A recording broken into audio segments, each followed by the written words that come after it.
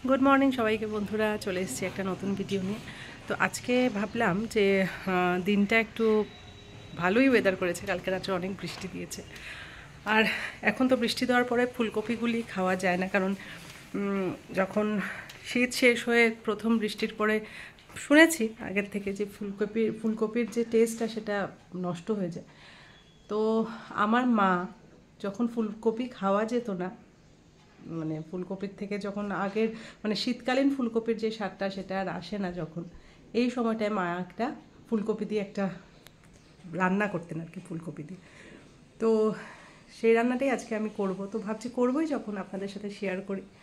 তো চলুন কী দিয়ে কী হয় সেটা আপনাদেরকে রান্নাঘরে গিয়েই দেখাবো। ফুলকপি তো এটার মেন ইনগ্রেডিয়েন্টস থাকবে, তার সাথে যা একটু দিলে ফুলকপির টেস্টটা একটু বাড়ে, সেটাই আজকে আপনাদেরকে দেখাবো। আর সত্যি বন্ধুরা, এখন তো অনেক নিত্য নতুন খাওয়া বেরিয়েছে, ইউটিউব দেখেও আমরা অনেক কিছু মানে জানতে পারি। কিন্তু আগে যে আমাদের মা মাসিরা ঠাম্মারা অনেক কিছু, তখন তো আর ইউটিউব ছিল না, নিজের বুদ্ধি দিয়ে যে অনেক রেসিপি ওরা বের করে গেছেন, সেটাই আজকালকে আমরা সেটাই একটু ঘুরিয়ে ফিরিয়ে এদিক সেদিক করে সেইগুলোই আবার রান্না করি।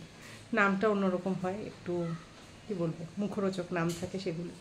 তখনকার দিনে এত মুখরোচক নাম ছিল না। তো চলুন আজকে দেখি কী রান্না হচ্ছে। ফুলকপিগুলোকে আমি মানে ভেজে নিয়েছি।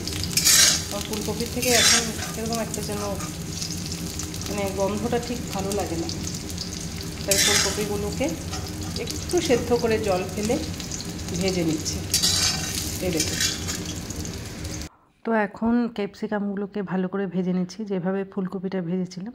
আর ইগনোর মাই কালো কড়াই, কারণ লোহার কড়াইয়ে আমরা রান্না করে আসছি আর রান্না করে যাব, তো সেটা দেখে কেউ কিছু মনে করবেন না। আর এখন কড়াইয়ে দেখুন কালো জিরে দিচ্ছি।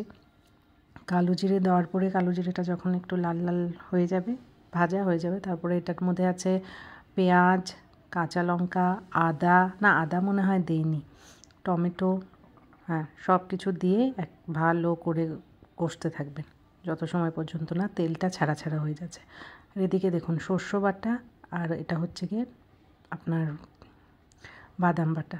আচ্ছা, বাদাম বাটাটা এটা এডিশনাল, হ্যাঁ এটা আমার স্বরচিত, আমার মা দিতেন না কিন্তু। তো মা শস্য বাটা দিয়ে করতেন, কিন্তু আমি একটু আরও স্বাদ করার জন্য এখানে একটু বাদাম বাটা দিয়েছি।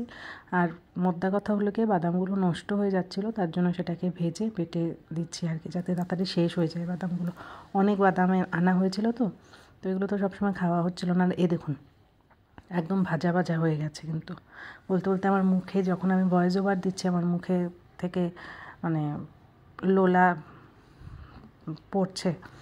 খুব কষ্ট করে সামলিয়ে রেখেছি এগুলোকে। তো এবারে ফুলকপি আর ক্যাপসিকামগুলো দিয়ে দিয়েছি। আর এদিকে দেখুন গ্যাসটাও বন্ধ করে দিয়েছি, কারণ ফুলকপিটা সেদ্ধ করার পরে একদম সফট হয়ে গেছিলো। এখন যদি এটাকে কড়াইয়ে দিয়ে ভালো করে করতে থাকি না, তাহলে কিন্তু জিনিসটা একদম মানে কি বলবো, একদম ভর্তা টাইপের হয়ে যাবে। সেটা করতে চাইছিলাম না, তার জন্য এটাকে এভাবেই করে দিলাম। আর যেটা দিতে ভুলে গেছি সেটা হচ্ছে গিয়ে আদা আর ধনেপাতা। আদা আর ধনেপাতা এখন দিচ্ছি, কারণ আজকাল আদার গন্ধ একদম থাকেই না, তার জন্য। আর একটু সর্ষের তেল দিলাম একটু ঝাঁঝটা আসার জন্য, বুঝলেন তো। সব কিছু হয়তো ভালো করে দেখাতে পারিনি, কারণ এক হাতে ক্যামেরা ধরে রান্না করাটা একটু ডিফিকাল্ট হয়ে যায়, আপনারা বুঝতেই পারবেন। আর এই দেখুন ধনেপাতা দিয়ে দিচ্ছি। এইভাবে মানে গ্যাসটা বন্ধ করে দিতে হবে, তাহলে ধনেপাতার গন্ধটাও থাকবে, আদার গন্ধটাও থাকবে। এই দেখুন এটা হয়ে গেছে রেডি। এভাবে চটপট রুটি বা ভাত দিয়ে খেয়ে ফেলুন। Bye bye.